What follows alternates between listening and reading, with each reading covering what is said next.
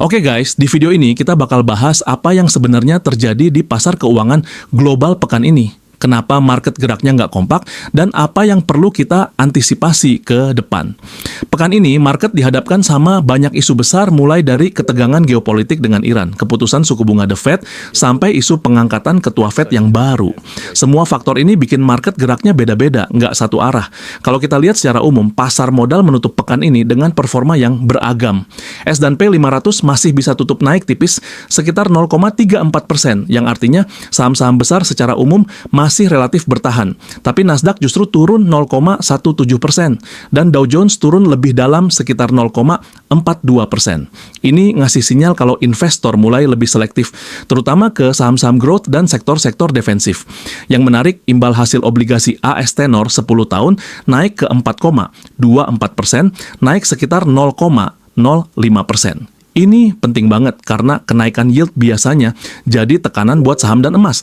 Kalau kita breakdown per sektor, kelihatan banget rotasi market. Sektor dengan performa terbaik pekan ini adalah sektor energi, naik hampir 3,78%. Kenaikan ini sejalan dengan meningkatnya ketegangan geopolitik, terutama isu Iran, yang bikin harga energi jadi lebih sensitif.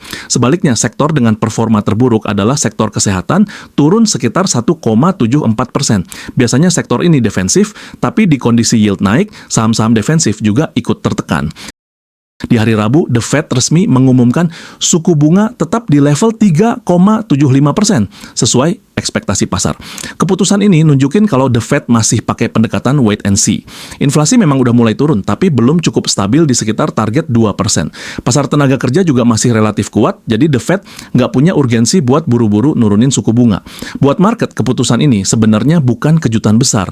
Fokus investor sekarang bukan di keputusannya, tapi di nada pernyataan The Fed dan sinyal kapan potensi perubahan suku bunga bisa terjadi di akhir tahun. Di hari Jumat, data Producer Price Index atau PPI rilis, dan hasilnya cukup bikin pasar mikir ulang.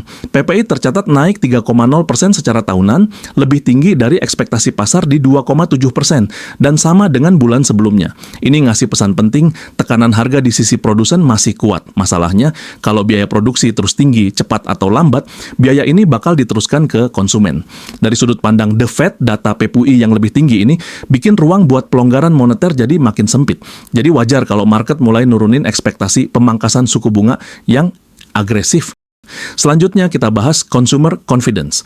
Indeks kepercayaan konsumen Conference Board bulan Januari turun tajam ke 84,5, jauh di bawah ekspektasi 90,6 dan turun signifikan dari bulan sebelumnya di 94,2. Ini sinyal yang nggak bisa dianggap remeh. Konsumen AS mulai ngerasa tertekan, entah karena suku bunga tinggi, daya beli yang makin terkikis, atau ketidakpastian geopolitik. Ingat, konsumsi itu mesin utama ekonomi AS. Kalau kepercayaan konsumen melemah, potensi perlambatan ekonomi ke depan jadi makin besar.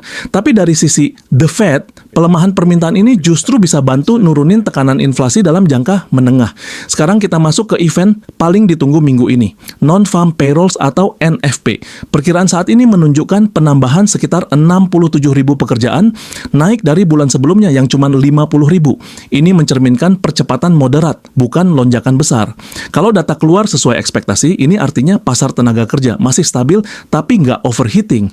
Kondisi ideal buat The Fed dalam skenario ini, kebijakan moneter kemungkinan besar tetap on track, nggak ada perubahan besar dalam waktu dekat. Tapi kalau NFP jauh di atas ekspektasi, pasar bisa kembali pricing in kebijakan yang lebih hawkish. Kesimpulannya, pasar saat ini ada di fase ketidakpastian tinggi. Inflasi belum sepenuhnya jinak, yield obligasi naik, kepercayaan konsumen melemah, tapi pasar tenaga kerja masih cukup solid.